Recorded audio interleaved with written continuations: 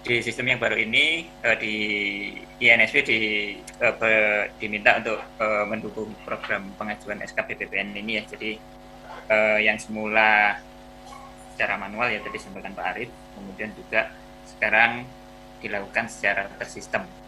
Nah, mungkin sedikit memberikan gambaran terkait INSW, mungkin sebagaimana Bapak dan Ibu ketahui atau mungkin ada yang belum familiar ya. INSW di tahun 2018 berdasarkan Perpres nomor 4 mengintegrasikan sekitar 15 kementerian lembaga ya terkait sistem ekspor dan impor. Jadi di situ ada istilahnya TradeNet terkait perizinan, terutama perizinan impor ekspor, dan ada PortNet terkait kepelabuhanan. Nah, dan secara umum melakukan integrasi pembukaan data secara elektronik, penyediaan dashboard untuk pengambilan keputusan, utamanya di Kementerian Perekonomian. Nah, gambaran umumnya seperti ini. Kemudian alur sebelumnya, tadi juga Pak Arief sudah menjelaskan, mungkin saya sekilas saja. Selama ini data master list dari BKPM, dari data SKPPPN dan data PIB itu masih belum nyambung ya. Jadi dari penerbitan master list dan juga SKPPPN dan PIB masih ada proses-proses yang tidak saling nyambung. Sudah ada sebenarnya integrasi antara DCP dengan DCPJ terkait SKPPPN, tapi mekanisme yang lama ya, jadi yang transaksional yang tadi Pak Arief sampaikan. Kemudian juga potong kuotanya, utamanya di pencatatan master list dan master list dipakai di PIB yang mana sejumlah berapa itu masih dilakukan secara manual di teman-teman kantor pelayanan di Bea Cukai. Nah, di alur proses saat ini yang kami kembangkan bersama dengan teman-teman dari BKPM, kemudian dari DCP dengan teman-teman di TIK ya, dan juga dari Bea Cukai dengan teman-teman di IKJ, itu kita menyambungkan proses-proses tersebut. Secara sistem, tadi disebutkan Pak Arief bahwa SKPPPN itu mengambil data dari master list yang terbit di BKPM. Jadi kalau di master list itu kan pembebasan biaya masuknya. Nah, sebenarnya barang yang sama nanti akan digunakan untuk permohonan SKPPPN. Nah, di sini pelaku usaha akan melakukan akses ke sistem INSW untuk menginisiasi, sebagai tadi disampaikan Pak Arief, tindakan hukum untuk melakukan permohonan. Tapi sebenarnya yang bersangkutan hanya menarik data master list-nya, langsung jadi draft, desain, kemudian nanti ada proses persetujuan SKPPPN di DCP. Nah, ini di sistem ESI DCP. Nanti mungkin penjelasannya dari teman-teman TIK ya, di INOS di sistem DCP. Persetujuan atau penolakan itu responnya dikembalikan ke INSW sehingga bisa dilihat oleh pelaku usahanya. Untuk proses berikutnya itu jika SKPPPN sudah terbit, maka pengajuan PIB dilakukan oleh pelaku usaha secara transaksional. Jadi kalau yang master list dan SKPPPN ini kan periodik ya, dalam satu periode tertentu. Kemudian pengajuan PIB-nya ini setiap shipment. Nah, di sini dilakukan cek kuota. Nanti kami coba sampaikan juga mekanisme potong kuotanya seperti apa. Nanti data yang dipotong itu adalah di NSW, data yang di NSW, karena nanti data realisasi ini dibutuhkan untuk dikembalikan ke baik ke BKPM maupun ke DCP sebagai monitoring atas realisasi cap master list ataupun SKPPPN yang diterbitkan oleh BKPM dan DCP. Nah, di sini ada mekanisme nanti integrasi dengan BKPM maupun DCP. Nah, di potong kuota ini juga nanti kita siapkan mekanisme kalau dalam hal ditolak atau diterima ya, artinya kalau misalkan ada pembatalan atau penelitian dokumen, penetapan dokumen dari PFPD ya di Bea Cukai, itu juga akan berpengaruh kepada mekanisme potong kuotanya. yang selama ini mungkin kalau di sini banyak dilakukan secara manual ya, atau mungkin tiap-tiap kantor di Bea Cukai punya mekanismenya sendiri-sendiri, sistem sendiri-sendiri, mohon maaf, sehingga nanti diharapkan bisa di satu tempat gitu, sehingga datanya terkompilasi, sehingga nanti untuk ke BKPM dan juga DJP bisa memanfaatkan langsung data yang sudah jadi satu tersebut. Fitur pengajuan yang ada di NSW meliputi ada registrasi user, rekaman permohonan ya, ini permohonan tadi yang narik data dari master list BKPM dalam hal yang A1 ya, yang A ya, A dengan adanya dengan master list.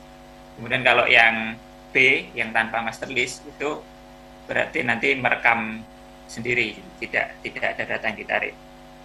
Kemudian nanti ada tracking status, ini maksudnya ya status permohonannya sudah sampai mana gitu, kalau ada yang proses diterima atau ditolak, dan juga yang terakhir ada laporan realisasinya.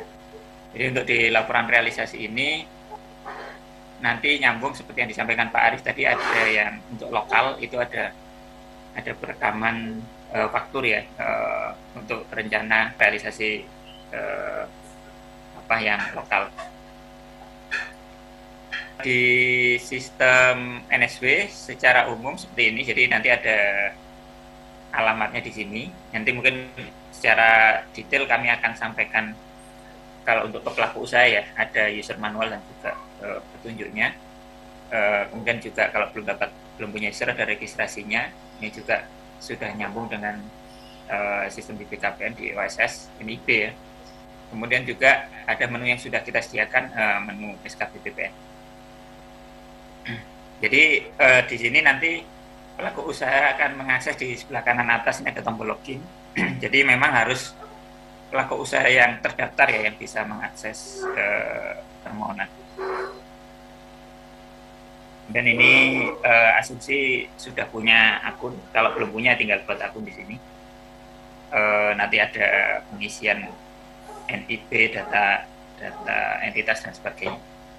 Mungkin langsung ini aja Mas Teko, langsung yang di apa permohonan ya.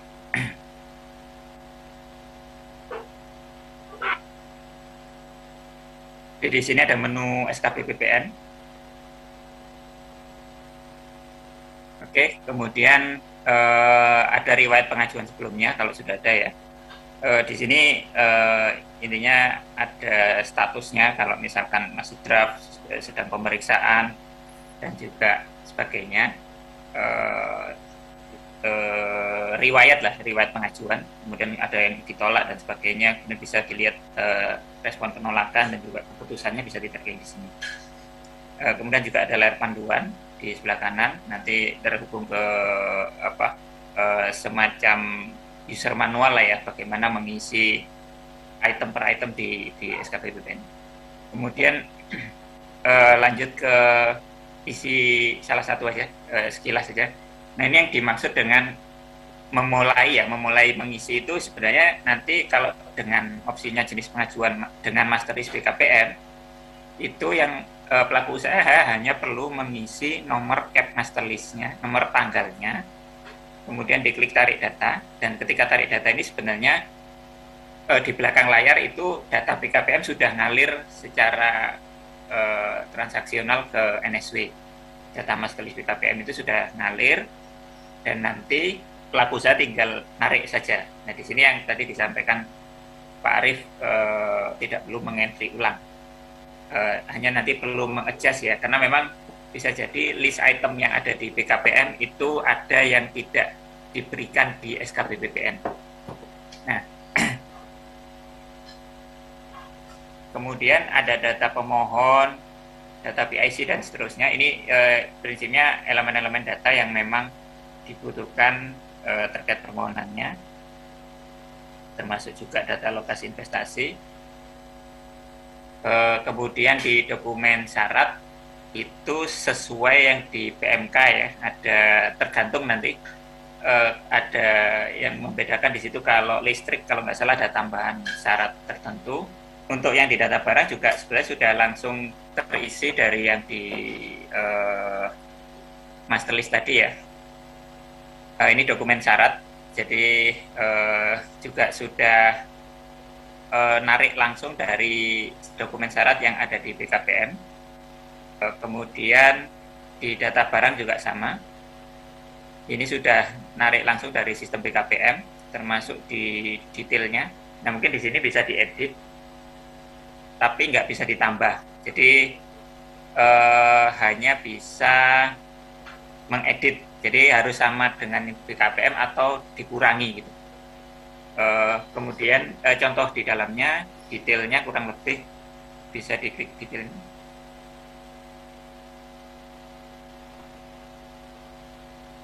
Nah, di detailnya seperti ini, jadi ada detail barangnya dan negara asal dan pelabuhan bongkar. Nah, terakhir checkpoint ya hanya sekedar untuk memastikan bahwa pelaku usahanya mengisi datanya dengan lengkap. Oke, mungkin selanjutnya untuk perlu kami sampaikan adalah ada proses potong kuota ya, pengajuan di hilirnya atau di bea cukai.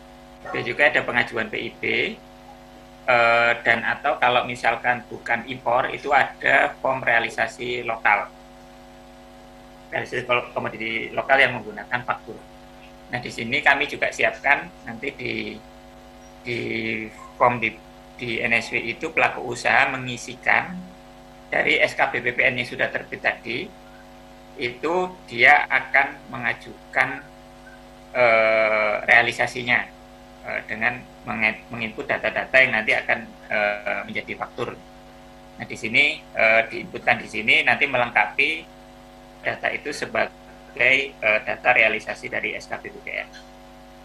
Ini menu yang nanti juga diakses oleh pelaku usaha dalam hal realisasinya yang lokal ya, artinya bukan impor, pemasukan barangnya dari lokal, pembelian lokal. Kemudian untuk tracking monitoring kuota, kita juga sediakan form di sini itu bisa dilihat nanti komoditas ini terpakai berapa gitu ya. Misalkan asal barangnya ada yang dari lokal, ada yang dari impor, jumlahnya sekian 1000 ton, terus kemudian yang impor 10 ton. Kemudian sisa kuotanya berapa.